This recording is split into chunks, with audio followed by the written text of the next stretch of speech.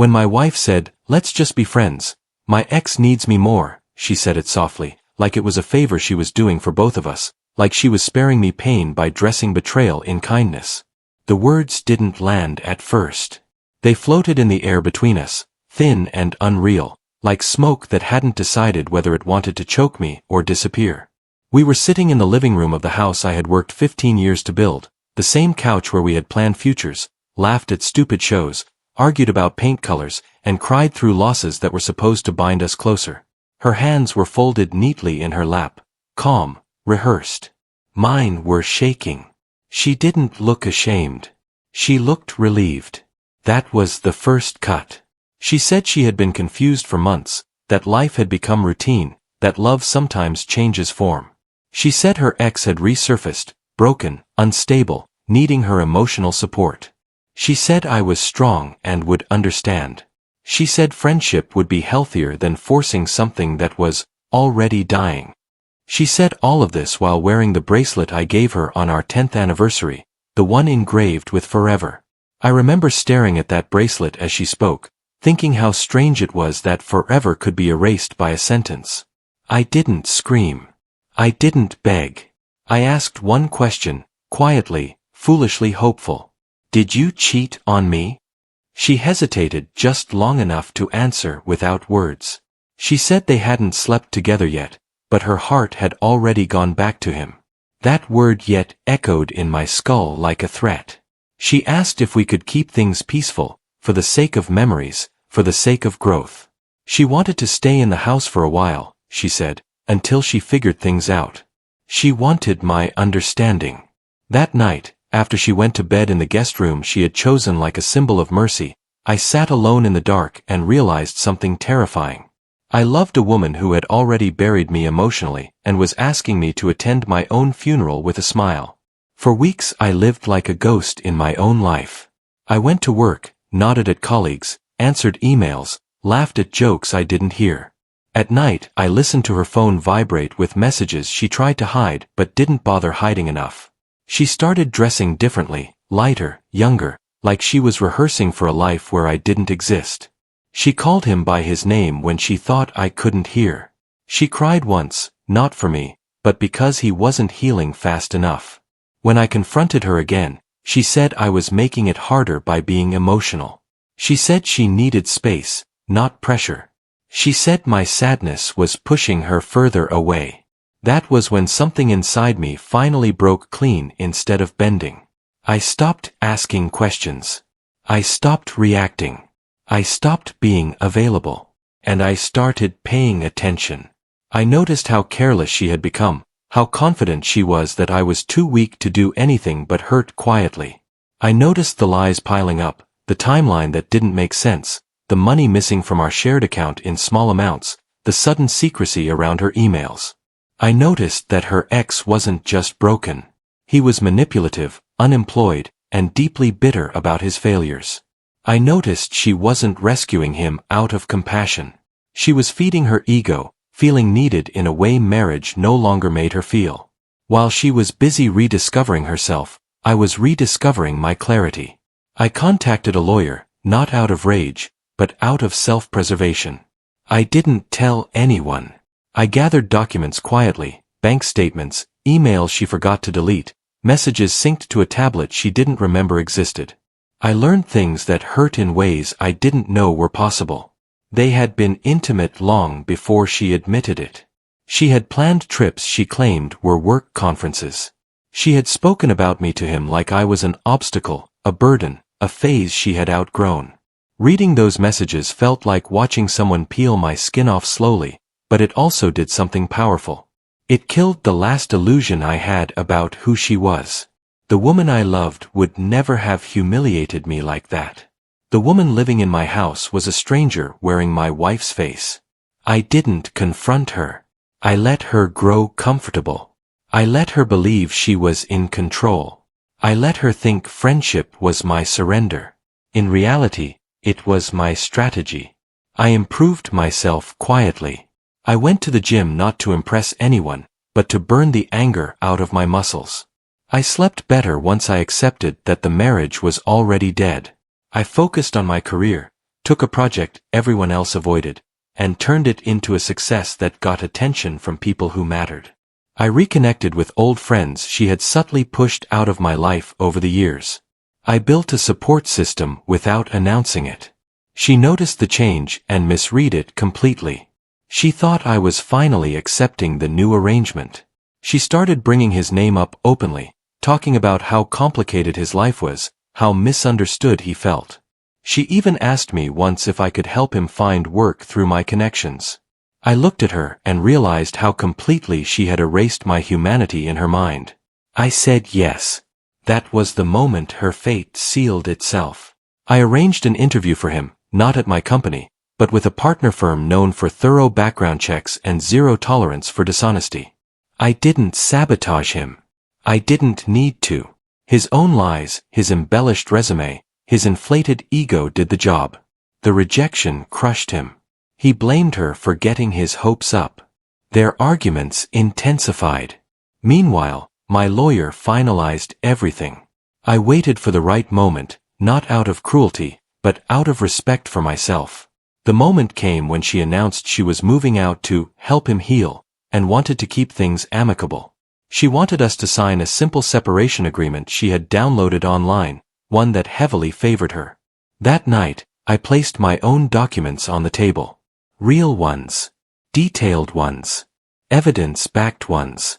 She laughed at first, nervously, until she started reading. Her face drained of color. She realized then that I hadn't been sleeping through my pain. I had been waking up. She accused me of betrayal, of spying, of cruelty.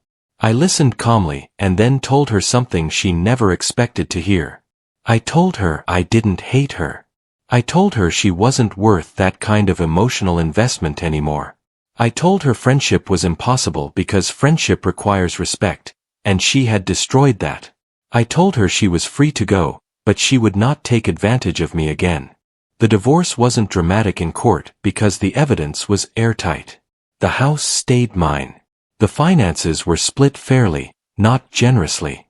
The image she had carefully curated for friends and family collapsed when the truth surfaced without my embellishment. People drew their own conclusions. Her ex, now under pressure and facing his own failures, turned his resentment fully toward her. He didn't need her once the reality set in. He needed someone else to blame. Their relationship imploded under the weight of expectations and regret. Months later, she reached out. Not with anger. With sadness. She said she missed our stability, our conversations, the life she threw away chasing a feeling. She said she finally understood how deeply she had hurt me. I read her message slowly, feeling nothing like the pain I once felt. Just distance. I replied with one sentence. I hope you find what you're looking for, but it won't be with me. I blocked her after that. Not out of spite. Out of peace. Today, my life is quieter but fuller. I wake up without dread. I trust my instincts again. I learned that revenge doesn't always mean destruction. Sometimes it means survival with dignity. Sometimes it means letting the person who broke you watch you walk away stronger, untouchable, and no longer available to save them from the consequences of their own choices. And the truth is, the saddest part of her story isn't that she lost me. It's that she lost herself chasing someone who needed her only until he didn't. After I blocked her, I thought the story was over, but life has a way of letting echoes return before they finally die. Weeks passed, then months, and the silence became something I protected fiercely. I rebuilt routines she once occupied. Morning coffee tasted different without her complaints. Evenings were calmer without waiting for someone who no longer wanted to come home. I learned the shape of loneliness and realized it wasn't always sharp. Sometimes it was spacious, a place where new strength could grow. Then the messages started coming from numbers I didn't recognize. Long apologies. Late-night regrets. Voice notes filled with tears she once told me were a weakness. I didn't listen to them all. I didn't need to. I already knew the ending of her chapter in my life. What I didn't expect was how quickly her carefully chosen escape would turn into a cage. Her ex, the man who needed her more, drained her emotionally, financially, spiritually. He resented her independence, accused her of abandoning him when she worked late, questioned her loyalty the way she once questioned mine. The irony would have been funny if it wasn't so tragic.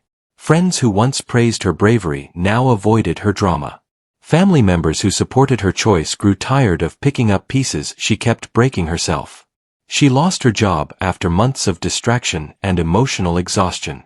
She reached out again through a mutual friend, asking if I could just talk to her, just once, for closure. I declined. Closure is not something you ask for after detonating someone else's life. Closure is something you earn by taking responsibility, and she still wanted comfort without accountability. Meanwhile, my life moved forward quietly but powerfully. I was promoted. I traveled. I met people who listened when I spoke and didn't flinch when I expressed boundaries. I fell in love again, not with desperation, but with calm certainty. This new love didn't need saving. She didn't see kindness as weakness or stability as boredom. She saw me as I was, not as a resource to be used or a placeholder to be discarded. One evening, nearly a year after everything collapsed, I ran into my ex unexpectedly at a grocery store. She looked older, not in years, but in spirit. Her eyes searched my face for something familiar, something safe. She smiled weakly, asked how I was doing. I told her the truth. I told her I was happy. The word landed harder than any insult could have. She nodded, swallowed, and said she was glad. I could tell she wasn't. As I walked away, I felt no triumph, no bitterness. Just a quiet confirmation that walking away had been the right revenge all along. Because the real punishment for betrayal isn't anger or screaming or destruction. It's being forced to live with the version of yourself that chose temporary validation over lasting love. And the real victory isn't watching them fall. It's realizing you no longer care whether they rise again.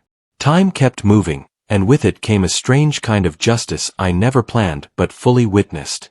I heard about her life the way you hear about an old town you once lived in, through fragments, through other people's voices, through rumors that carried more sadness than shock. The man she left me for didn't become her salvation. He became her mirror. Every insecurity she ignored in herself stared back at her daily. He questioned her movements, monitored her phone, accused her of the very betrayals she once normalized. The emotional rescue mission she glorified turned into a slow, emotional captivity. She tried to be patient, tried to be understanding, but resentment has a way of poisoning even the most determined hearts. They fought loudly, then desperately, then silently. Silence was the worst. Silence meant indifference had replaced passion. When he finally left her, it wasn't dramatic. No closure. No apologies. Just a note saying he needed to find himself, and that she had become too much. The same words she once fed me, recycled and cold.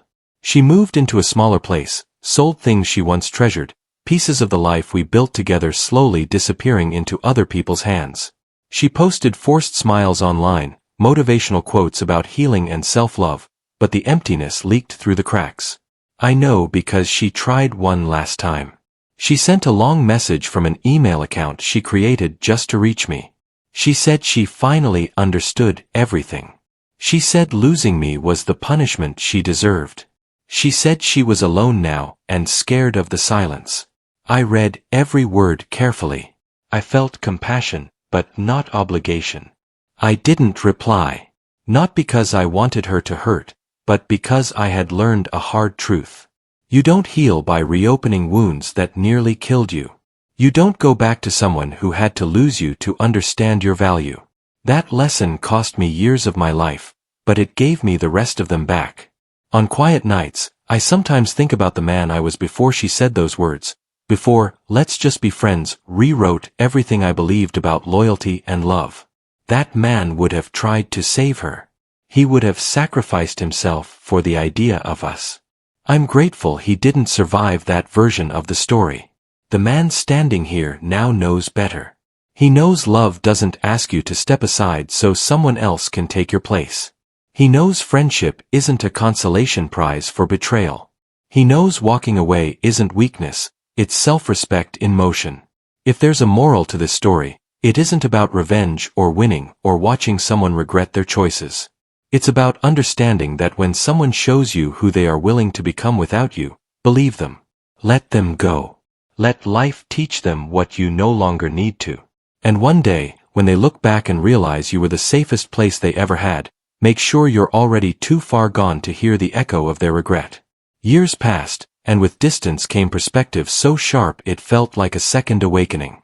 I stopped defining chapters of my life by pain and started measuring them by peace. The anger I once thought would never leave dissolved quietly, replaced by an unshakable calm. I built a home that felt like sanctuary, not compromise. Laughter returned, real laughter, the kind that doesn't scan the room for approval or brace for disappointment. I learned how silence can be gentle when it's not filled with lies. And still, her shadow tried to reach me in indirect ways. Mutual acquaintances mentioned her name cautiously, as if testing whether it still had power. It didn't. They spoke of therapy, of regret, of how she said she finally understood what loyalty meant. I nodded politely and changed the subject. Understanding after destruction isn't redemption, it's consequence awareness.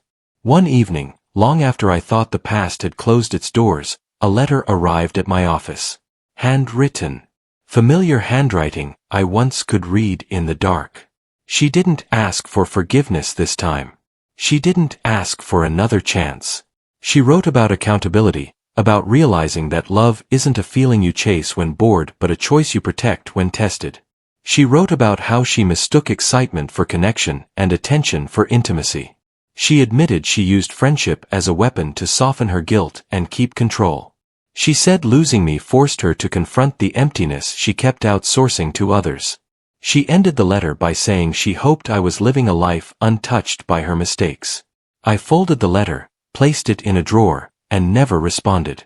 Not because she didn't deserve closure, but because my closure no longer required participation. That night, as I sat with the woman who now shared my life, I realized something final and freeing.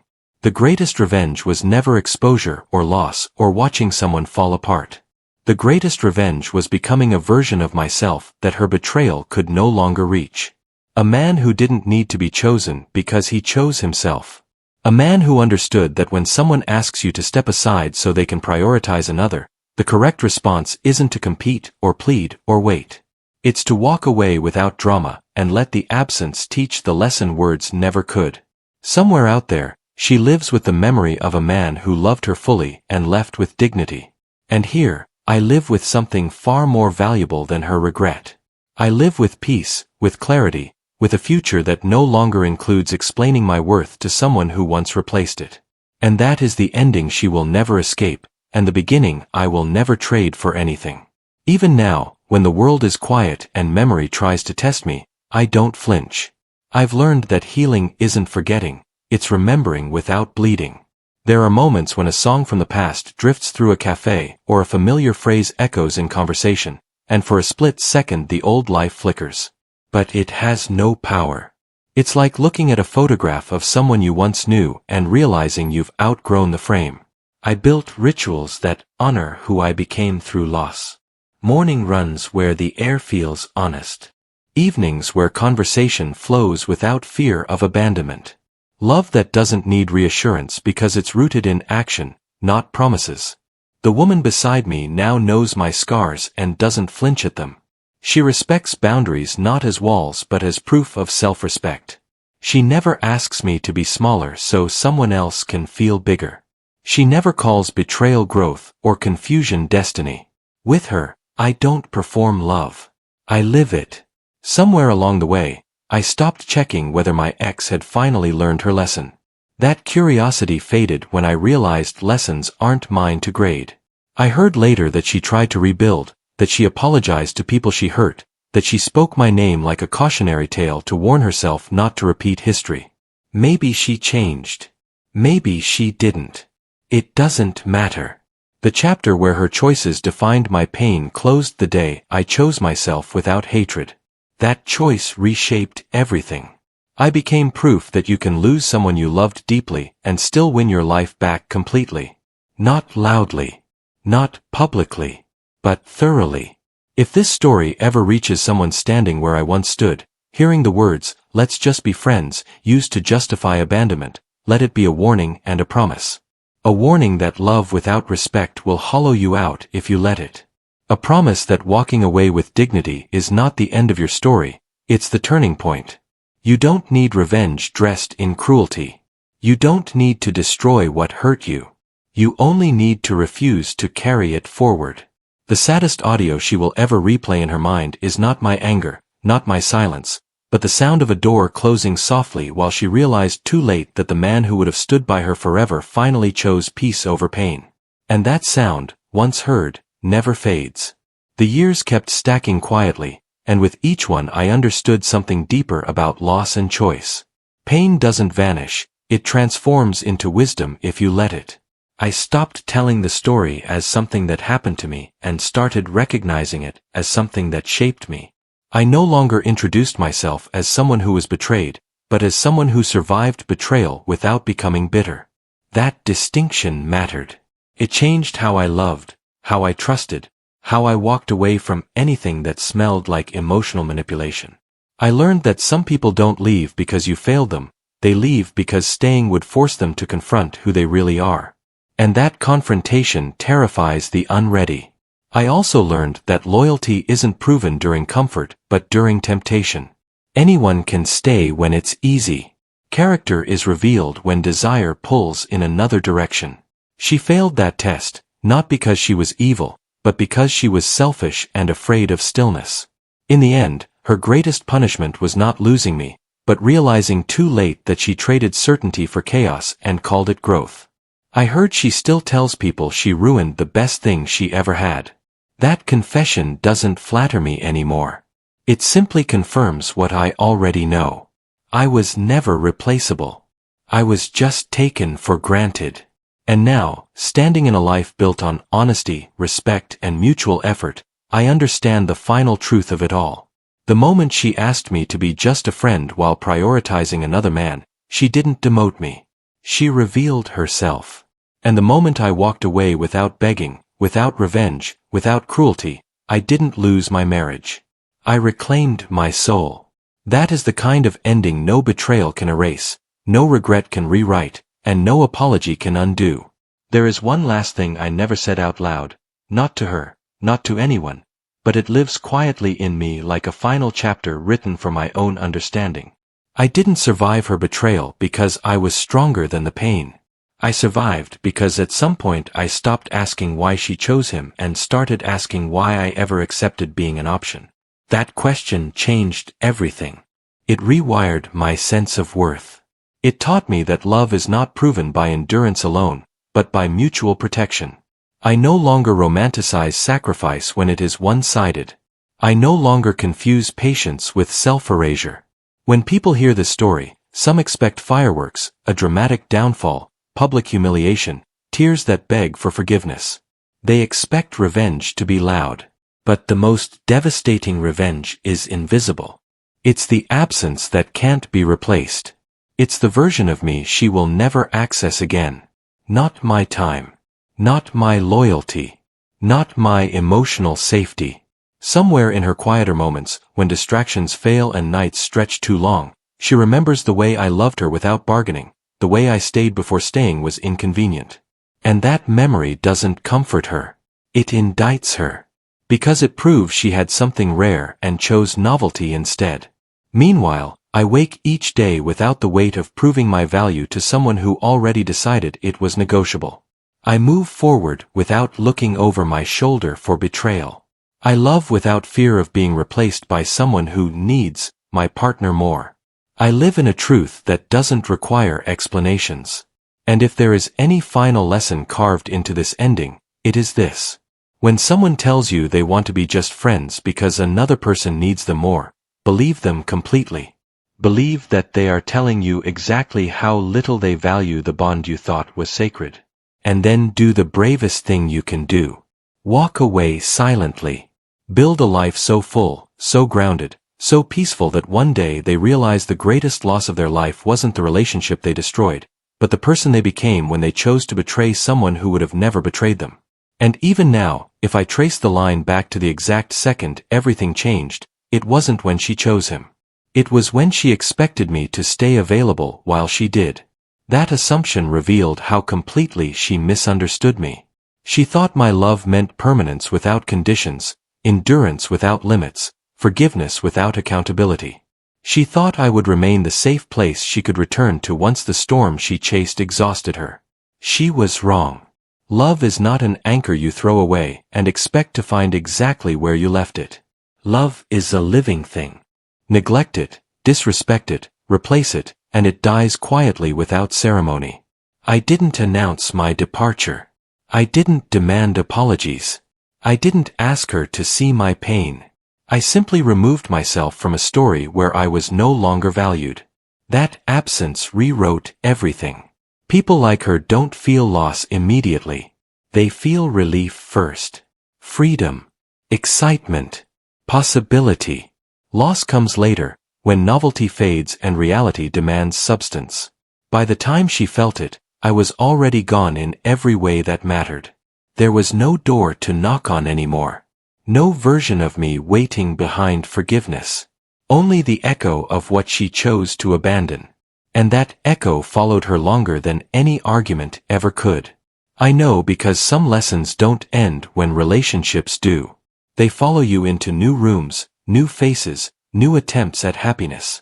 They show up when you least expect them and ask whether you have finally learned. I learned. I learned that dignity is quieter than love, but far more powerful.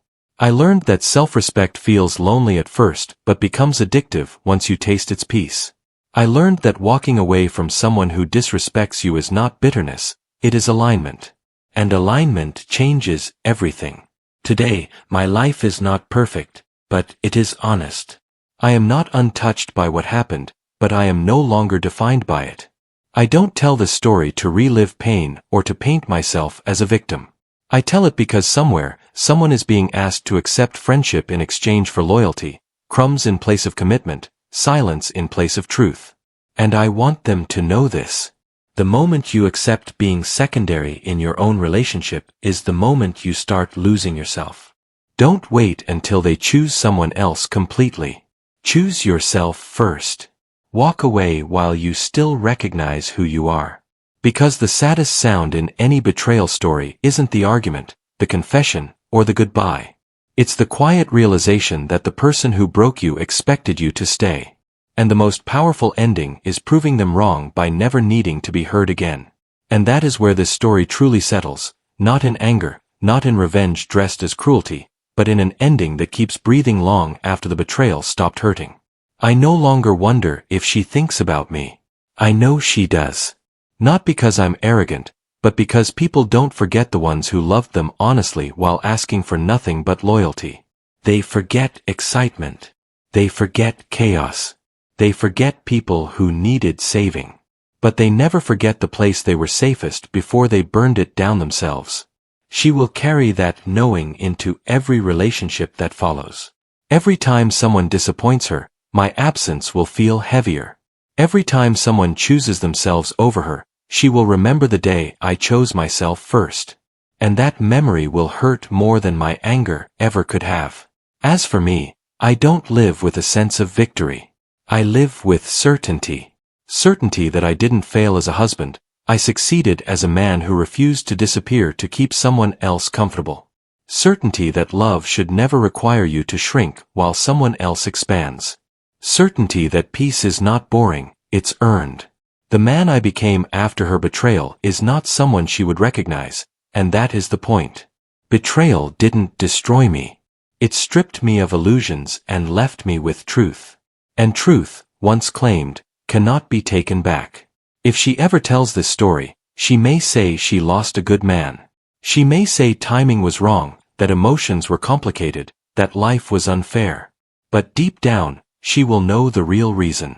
She didn't lose me to another man.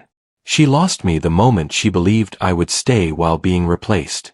And I will continue living a life where love is chosen daily, loyalty is non-negotiable, and friendship is never offered as a consolation prize for betrayal. That is the ending she didn't plan for. That is the revenge that required no noise. And that is the quiet victory of a man who walked away, healed, and never looked back.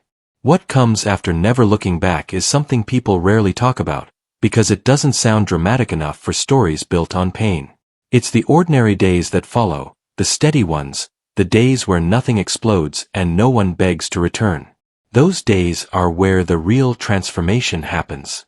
I learned how trust feels when it's mutual, how love sounds when it isn't apologizing for existing. I learned that loyalty isn't loud declarations but quiet consistency. I learned that when someone values you, they don't put you on hold for another person's needs. They don't ask you to downgrade your place in their life so they can feel important somewhere else. And every lesson rewired me further away from the man who once thought endurance was proof of love. Sometimes, I imagine her telling her story to someone new, carefully edited, softened around the edges. I imagine her saying we grew apart, that she needed to find herself, that things just didn't work out. But there will always be a part she can't erase. The part where she asked a man who loved her to step aside so she could prioritize someone else and expected him to wait. That part stays. It shows up in her hesitation, in the way she over-explains herself now, in the fear she carries that one day someone will do to her exactly what she did to me. And maybe someone will. Not as revenge, but as balance. Life has a way of restoring symmetry without malice. Meanwhile, my name no longer carries pain when I hear it spoken. It carries distance, neutrality, closure without conversation. I became someone who doesn't need to be understood by those who chose to misunderstand him. I became someone who knows that not every ending requires an explanation, and not every betrayal deserves a response. The most powerful sentence I ever spoke to her wasn't said out loud.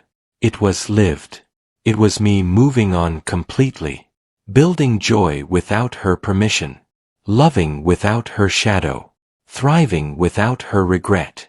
And if she ever wonders whether I still think about that day, about those words she spoke so casually, the answer is yes, but not the way she hopes. I think about them the way you think about a storm you survived. With gratitude that it passed, with relief that you didn't build your life inside it, and with quiet pride that when the sky finally cleared, you chose not to return to the wreckage just because it was familiar. And so, after all the years, all the pain, all the silent reckonings, I reached the place I had been chasing without realizing it. Freedom. Not the kind that comes from making someone else pay. Not the kind that comes from proving you were right.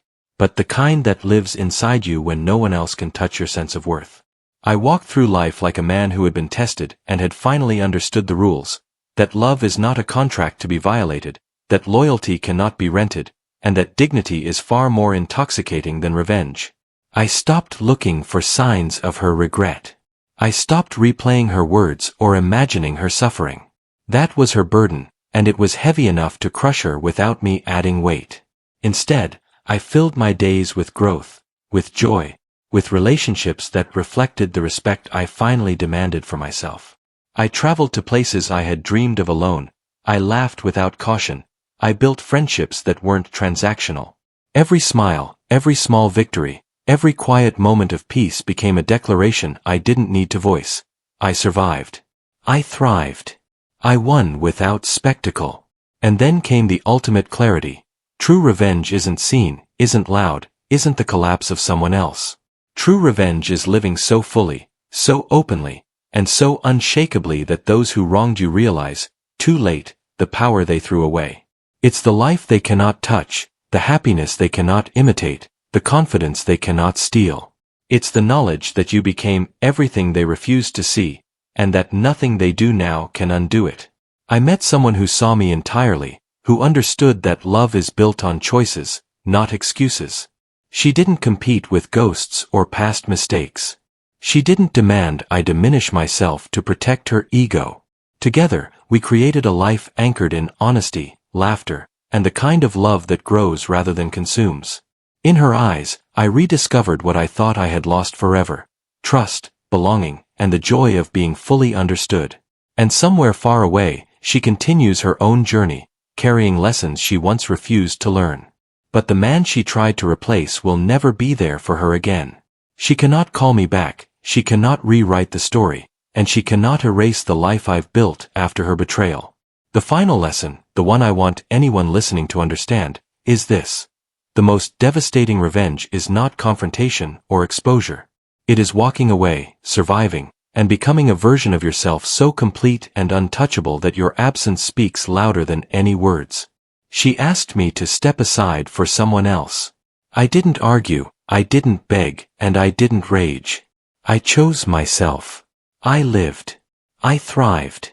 And in that choice, I found the only ending worth having.